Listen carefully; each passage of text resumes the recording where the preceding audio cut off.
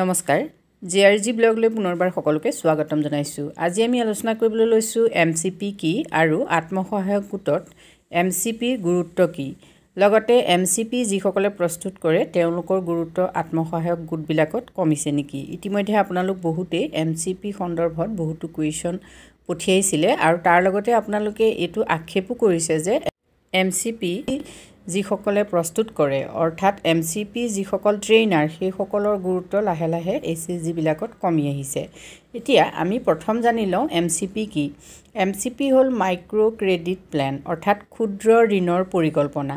আত্মসহায়ক গোট এটাৰ মূল লক্ষ্য আৰু উদ্দেশ্যত উপনীত হোৱাৰ এটা গুৰুত্বপূৰ্ণ প্ৰচেষ্টাই হৈছে ঋণ ব্যৱস্থা। অৰ্থাৎ আত্মসহায়ক গোট এটা মুকলি হোৱাৰ পাছতে বা গঠন হোৱাৰ পাছতে গোটটোত সঞ্চয় আৰম্ভ হয় আৰু সেই সঞ্চয়ৰ পৰাই আভ্যন্তৰীণ ঋণ দিয়াৰ ব্যৱস্থা গ্ৰহণ কৰা হয়। যেহেতু ঋণ কিন্তু তেতিয়াহে দিব পাৰিব যেতিয়া আত্মসহায়ক গোটটোৱে MCP প্ৰস্তুত কৰিব অৰ্থাৎ মাইক্ৰ ক্ৰেডিট প্লেন প্ৰস্তুত কৰিব। অৰ্থাৎ মাইক্ৰ ক্ৰেডিট প্লেন প্ৰস্তুত নকৰালৈকে এটা আত্মসহায়ক গোটে আভ্যন্তৰীণ ঋণৰ ব্যৱস্থাও আচলতে কৰিব নোৱাৰে। যেহেতু প্ৰথম যেটো গ্ৰেডিং হয় 3 মাহত যেহেতু এটা SHG গ্ৰেডিং হ'ব লাগে আৰু সেই গ্ৰেডিংতে কি হৈছে মাইক্ৰ ক্ৰেডিট প্লেন কৰি তেওঁলোকে গ্ৰেডিংত দেখুৱাব লাগে আৰু তেতিয়াহে আচলতে তেওঁলোকে ভাল গ্ৰেড এটা পাব পাৰে। আৰু যেতিয়া প্ৰথম গ্ৰেড পোৱা যায় সেই প্ৰথম গ্ৰেড পোৱাৰ পাছৰ পৰাই সাধাৰণতে কি হয় এই ঋণ ব্যৱস্থাটো আৰম্ভ হয়।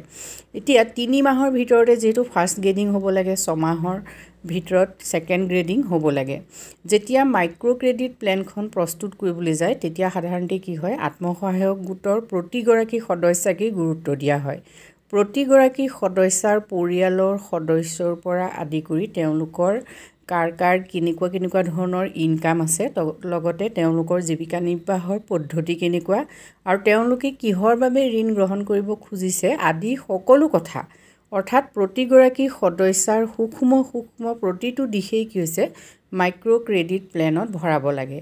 এটা মাইক্ৰ ক্ৰেডিট প্লেনত কি ভৰাব কেনেকৈ এই মাইক্ৰ ক্ৰেডিট প্লেন আৰম্ভ কৰিব সেই সম্পৰ্কে ইতিমধ্যে মই আগতে কেইবাটাও ভিডিঅ' প্ৰস্তুত কৰিছোঁ, গতিকে আপোনালোকে সেইখিনি চাই ল'ব পাৰে। আৰু চাওক মাইক্ৰ ক্ৰেডিট প্লেন বনাবৰ বাবে যিহেতু SHG মহিলাসকলক প্ৰশিক্ষণ দিব লগা হয়। এতিয়া যেতিয়া SHG আৰম্ভ হৈছে তাৰ প্ৰথম ষ্টেপটোতে কি হৈছে জীৱিকা সখীসকলক নিৰ্বাচন কৰা হৈছে আৰু সেই জীৱিকা সখীসকল পুৰণি কৰ্মচাৰী হয় SHG। তাৰ পাছত জীৱিকা সখীৰ পাছত বেংক সখীগৰাকী গুৰুত্বপূৰ্ণ হয় আৰু পুৰণি কৰ্মচাৰী। কিন্তু তাৰ লগত আৰু এটা পুৰণি বিষয় বা এগৰাকী সখী আছিল সেইগৰাকী হৈছে MCP ট্ৰেইনাৰ অৰ্থাৎ SHG বহুতো সদস্য কি হৈছে MCP ট্ৰেইনাৰ হিচাপে অৰ্থাৎ প্ৰশিক্ষণ দি তেওঁলোকক কি হৈছে MCP প্ৰস্তুত কৰিবৰ বাবে তেওঁলোকক উৎসাহ যোগোৱা হৈছিল। গতিকে এনেকুৱা ধৰণৰ যিসকল MCP ট্ৰেইনাৰ আছে সেই MCP ট্ৰেইনাৰসকলৰ বৰ্তমান গুৰুত্ব লাহে লাহে কম হোৱা যেন অনুভৱ হয়। যিহেতু বেংক সখী বা জীৱিকা সখী তাৰ পাছত যিবিলাক আমাৰ পোষ্ট আহিলে বীমা সখী বা অন্যান্য কৃষি সখী পশু সখী এই সকলো সখীকে চৰকাৰৰ ফালৰ পৰাও স্কুটি আদিকে প্ৰদান কৰা হ'ল। কিন্তু MCP ট্ৰেইনাৰসকল পুৰণি কৰ্মচাৰী হৈও MCP ট্ৰেইনাৰসকলে অসম ৰাজ্যিক গ্ৰামীণ জীৱিকা নিৰ্বাহ যি অভিযান সেই অভিযানৰ আণ্ডাৰত তেওঁলোকে যি গুৰুত্ব পাব লাগে সেই গুৰুত্ব কমকৈ পাইছে নেকি। যিহেতু MCP সকলক এই স্কুটিয়েই হওক বা অন্যান্য যিখিনি সুবিধা সেই সুবিধাখিনি এতিয়ালৈকে প্ৰদান কৰা হোৱা নাই। আৰু এনেকুৱা বহুতো MCP কৰ্মচাৰী আছে যিসকলে খুব নিষ্ঠাৰে SHGৰ বাবে কাম কৰি আছে কিন্তু তেওঁলোকে সেই কামৰ বিনিময়ত যিখিনি পাৰিশ্ৰমিক পাব লাগে সেই পাৰিশ্ৰমিকো তেওঁলোকৰ নিচেই কম হয়।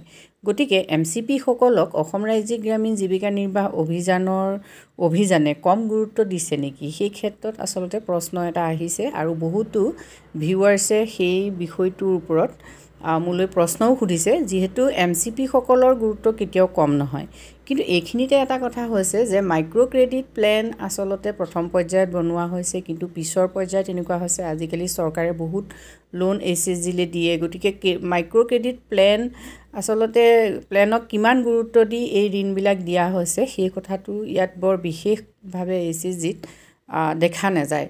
গতিকে সেইটো কাৰণেও MCP সকলৰ গুৰুত্ব কমিছে নেকি সেইটো এটা গুৰুত্বপূৰ্ণ কথা হয়। গতিকে যিসকল MCP আছে তেখেতসকলে একগোট হৈ এই ক্ষেত্ৰত অসম ৰাজ্যিক গ্ৰামীণ জীৱিকা নিৰ্বাহ অভিযানৰ যিসকল বিষয়ববীয়া আছে তেখেতসকলৰ লগত এই বিষয়টো আলোচনা কৰিব পাৰে যিহেতু MCP সকলৰ গুৰুত্ব বা তেওঁলোকৰ কাৰ্য যথেষ্ট গুৰুত্বপূৰ্ণ হয় SHG এটাৰ সাস্টেইনেবল ডেভেলপমেন্টৰ কাৰণে অৰ্থাৎ অবিৰত উন্নয়ন যদি SHG এটাৰ হ'বলৈ হয় তেতিয়াহ'লে MCP প্ৰস্তুত কৰাৰ পাছতহে SHG-টোক বিভিন্ন ধৰণৰ সুবিধা প্ৰদান কৰিব লাগে এই ক্ষেত্ৰত অসম ৰাজ্যিক গ্ৰামীণ জীৱিকা নিৰ্বাহ অভিযানৰ যিসকল মাননীয় বিষয়ববীয়া আছে তেখেতসকলক গুৰুত্ব দিয়া উচিত যিহেতু বৰ্তমান অৱস্থাত অসমৰ বিভিন্ন ঠাইত থকা MCP ট্ৰেইনাৰসকলে কিছু সংকটত ভোগা যেন অনুভৱ হৈছে গতিকে MCP সকলৰ গুৰুত্ব যে SHG-টোৰ বাবে অনস্বীকাৰ্য সেই কথা স্বীকাৰ কৰিয়েই তেওঁলোকৰ ক্ষেত্ৰত চৰকাৰেও কিছু গুৰুত্ব আৰোপ কৰা উচিত বুলি আমি অনুভৱ কৰোঁ আজি ভিডিঅ'টোত আমি এইখিনি তথ্য আপোনালোকৰ বাবে আগবঢ়াইছোঁ যদি উপকৃত হৈছে কমেন্ট কৰি জনাব ধন্যবাদ